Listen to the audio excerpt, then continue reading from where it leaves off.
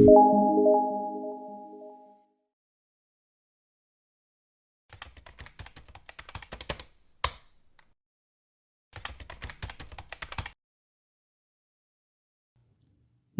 ونصلی علی رسولہ الکریم بسم اللہ الرحمن الرحیم۔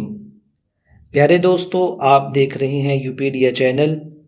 ہم آپ کو اپنے چینل پر خوش آمدید کہتے ہیں اور دل کی اتھاہ گہرائیوں سے آپ کے لیے دعا گو ہیں کہ اللہ تعالیٰ نبی پاک صلی اللہ علیہ وسلم کے صدقے سے آپ کی تمام ضروریات کو پورا فرمائے۔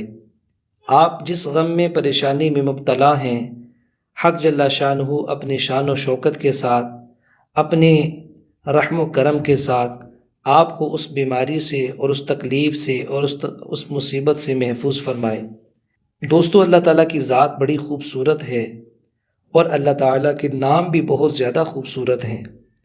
قرآن پاک میں آتا ہے قُلِ ادْعُوا اللَّهَ أَوِ ادْعُوا الرَّحْمَٰنَ أَيَّمَّا تَدْعُوا فَلَهُ الْأَسْمَاءُ الْحُسْنَىٰ کہ آپ اللہ کو اللہ کہہ کے پکاریں یا رحمان کہہ کے پکاریں یا رحیم کہہ کے پکاریں۔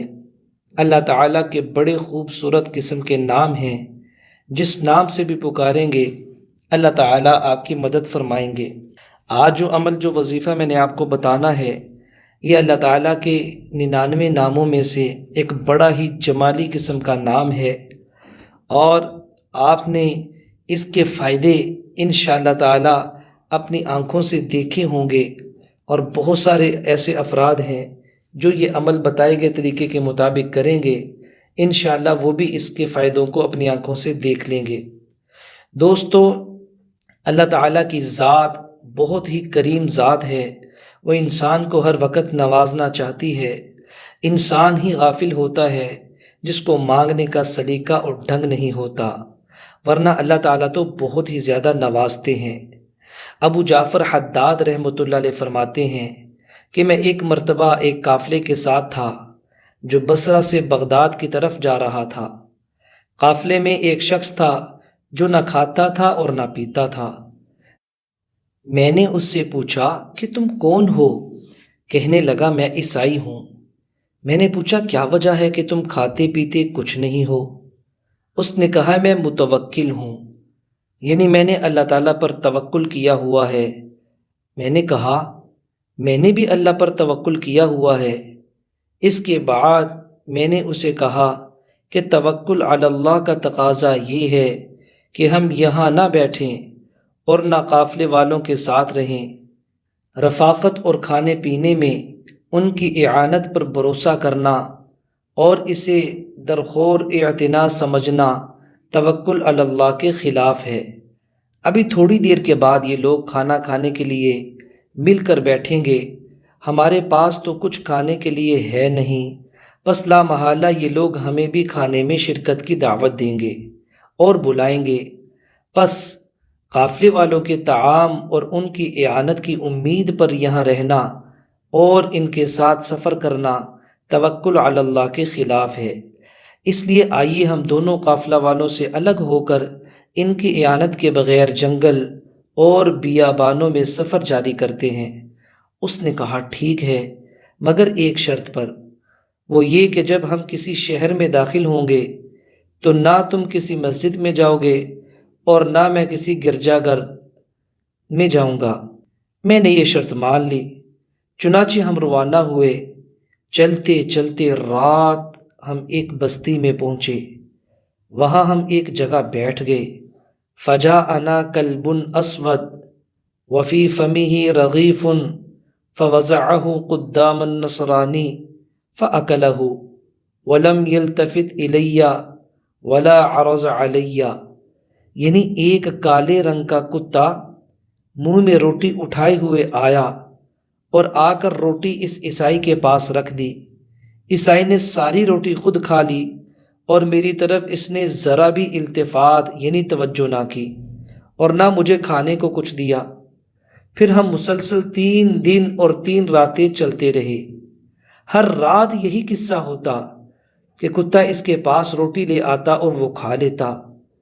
چوتھی رات ہم ایک بستی میں داخل ہوئے۔ میں نماز مغرب ادا کرنے کے لیے کھڑا ہوا، اتنے میں ایک شخص آیا، وَمَعَهُ طَبَقٌ عَلَيْهِ طَعَامٌ وَدَوْرَقٌ فِيهِ مَاءٌ فَسَلَّمَ عَلَيَّ فَلَمَّا فَرَغْتُ مِنَ الصَّلَاةِ، یعنی اس شخص کے پاس ایک بڑی رکابی میں کھانا اور لوٹے میں پانی تھا۔ اس نے مجھے السلام علیکم کہا۔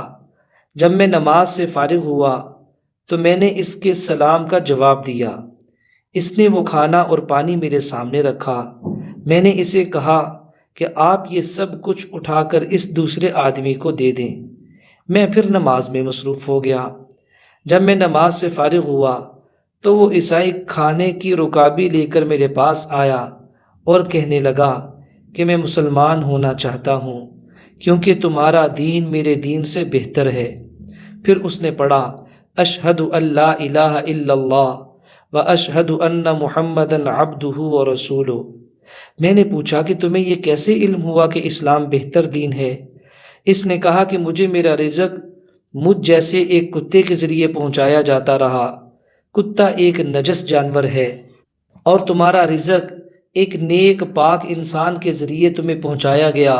نیز میں سارا کھانا خود کھا جایا کرتا تھا، تمہیں اس میں سے کچھ بھی نہیں دیتا تھا، اور تم نے جذبہ ایثار کے تحت یہ کھانا مجھے دے دیا اور خود کچھ بھی نہ کھایا، حالانکہ تمہیں یہ کھانا 3 دن کے بعد ملا تھا۔ اس لیے مجھے یہ یقین ہو گیا کہ تمہارا دین بہتر، اعلیٰ اور افضل ہے۔ پیارے دوستو، الحمدللہ ہم مسلمان ہیں۔ ہمیں بھی اپنے اخلاق اس طرح کے بنانے چاہیے کہ غیر ہم سے متاثر ہوں۔ اب جو عمل، جو وظیفہ میں آپ لوگوں کو بتانے لگا ہوں، یہ اللہ تعالیٰ کا ایک خوبصورت نام ہے جس کے اندر بہت ہی زیادہ جلال ہے۔ پیارے دوستو، آپ نے مغرب کی نماز کے بعد روزانہ اور سونے سے پہلے پہلے کسی ٹائم پہ بھی یا قہارو یا قہارو 1000 دفعہ پڑھنا ہے، اور آپ نے اس عمل کو جاری رکھنا ہے 3 دن تک۔ 3 دن کے اندر اندر اللہ تعالیٰ کا ایسا غیبی نظام حرکت میں آئے گا کہ جب آپ انشاءاللہ تعالیٰ اس کو دیکھیں گے تو آپ دعا کے لیے ہمارے لیے ہاتھ اٹھائیں گے اور جولیاں پھیلا پھیلا کے دعا کریں گے۔ بس آپ نے پورے یقین اور اعتماد کے ساتھ یہ عمل کرنا ہے۔